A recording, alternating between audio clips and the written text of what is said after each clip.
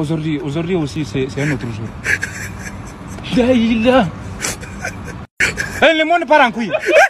Non. Un mot sur le climat d'abord, s'il vous plaît.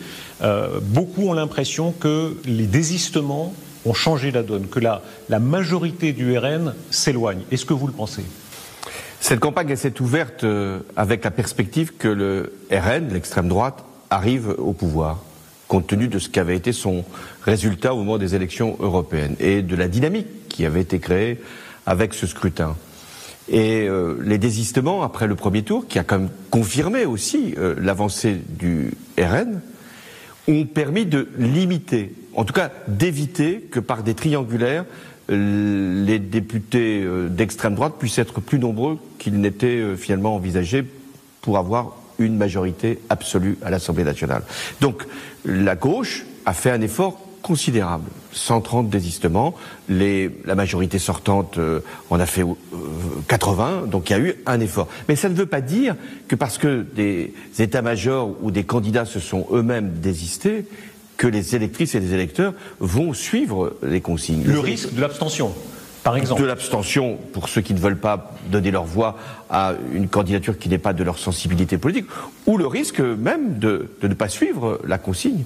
Donc la campagne électorale, elle sert précisément à ça. Et il ne faudrait pas installer l'idée que parce qu'il y a eu les désistements, et c'est bien qu'il y en ait eu, parce que c'est quand même une conscience républicaine qui s'est imposée à des personnalités ou à des partis qui n'avaient pas forcément grand-chose en commun. Mais il ne faudrait pas penser que les désistements vont régler la question du second tour de l'élection qui arrive. Est-ce qu'il y a une part de mirage ? La majorité au RN, même si c'est 270 sièges, même si c'est moins encore, 260, est-ce qu'il n'y aura pas une forme de logique, disons, démocratique à ce que le gouvernement aille à eux ? Oui, dans une démocratie, c'est le parti qui obtient la majorité absolue qui se voit proposer la fonction de Premier ministre, et même avec une majorité relative. Nous vivons depuis 2022 avec une majorité relative. Donc si le RN arrive avec une majorité relative, il sera assez logique que le président de la République propose au parti arrivé en tête du scrutin de conduire le gouvernement. C'est pour ça. Est-ce que vous le reconnaîtrez à ce moment-là, disons, non pas un droit, mais cette légitimité ? Ah non, la légitimité, elle est double. Elle est ce que peut faire le président de la République, nommer un Premier ministre du parti qui a eu le plus de sièges.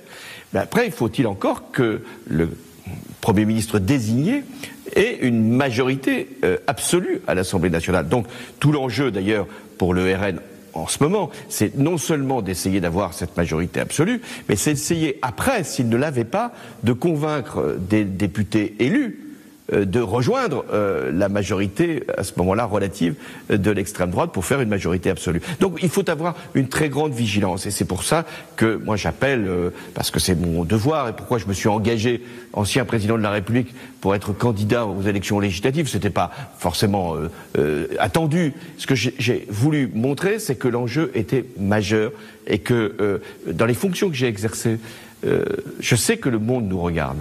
Je sais que les Allemands, nos principaux partenaires, s'interrogent. Est-ce que la France va rester la France ? Je sais que l'Afrique s'interroge aussi. Donc c'est un enjeu considérable, non seulement pour des raisons intérieures, qu'est-ce que ferait une politique menée par l'extrême droite, mais aussi pour des raisons de statut de la France, d'image de la France, d'idée de la France. François Hollande, l'autre possibilité qui est en train, semble-t-il, de grandir, en tout cas dans l'esprit des commentateurs qui peuvent se tromper, c'est un gouvernement d'union avec la gauche, de gauche.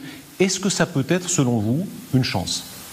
Non, moi je pense que parler d'une coalition, d'une combinaison, même dans un bon esprit d'union nationale, avant que le scrutin n'ait été clos et que les résultats aient été connus, c'est une erreur.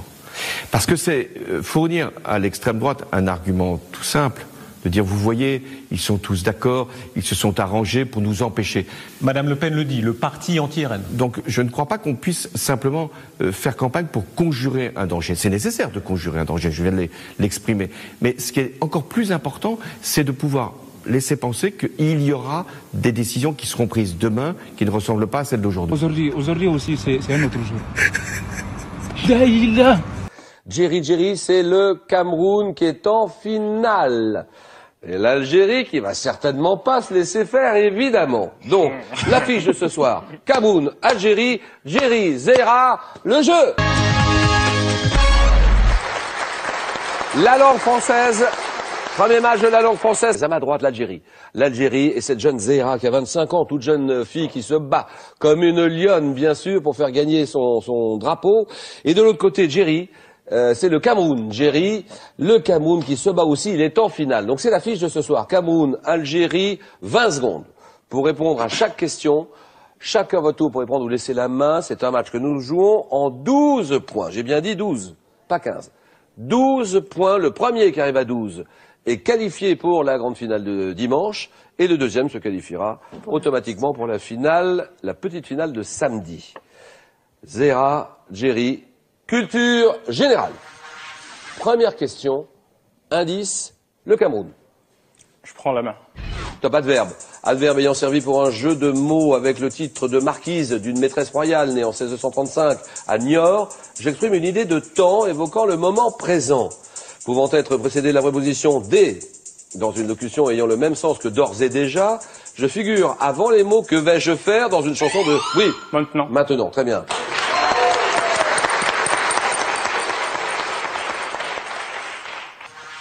Sport, l'Algérie. Je laisse la main. Top sport. Quel est ce sport individuel dont la fédération française a été créée en 75? Mes premiers championnats du monde furent organisés en 80 pour les hommes et 2 ans plus tard pour les femmes. L'haltérophilie? Ça, c'est non. Top art, martial, me pratiquant sur une surface carrée de 8 mètres sur 8. Oui. Le karaté. Oui, karaté. Très bien.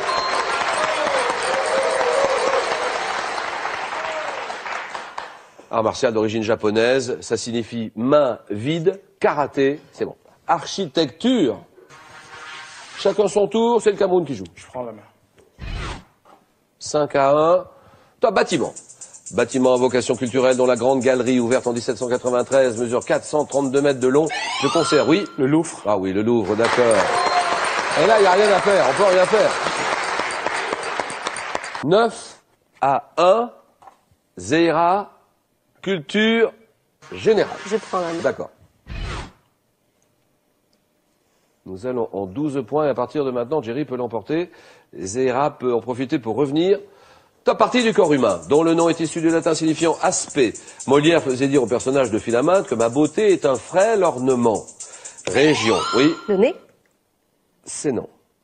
Top région, dont la couleur... Le visage. D'abord, il faut appuyer, Jerry. Il a appuyé. Ça y est, oui, c'est fait. Donc, votre réponse... Le visage. Le visage, exactement.